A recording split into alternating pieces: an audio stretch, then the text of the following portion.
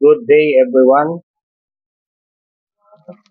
Ngayon naman po, ituturo po natin kung paano po mag-adjust sa coin counter kung ang gusto po nating iset is 500 pieces or 100 pieces, yung mag-i-stop po siya every 100 pieces, ganyan, etc.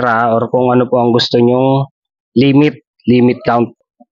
Okay, so at first po, ang gagawin po natin ay ipindutin po natin yung switch 1, switch 2,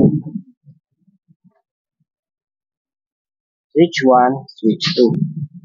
Dito nyo po makikita, probe. Okay, so dapat ito ay nakalimit sa 100 pieces. 500 ang gusto ni client. So, kaya ginawa natin ng video. Ayan po yung pag-adjust niya. Para po kayo nag-adjust ng relo, gagawin kong 500. So, gagawin kong 0. So, paano ulit para ma-set yung 500 na yan? Bali, switch 1, switch 2.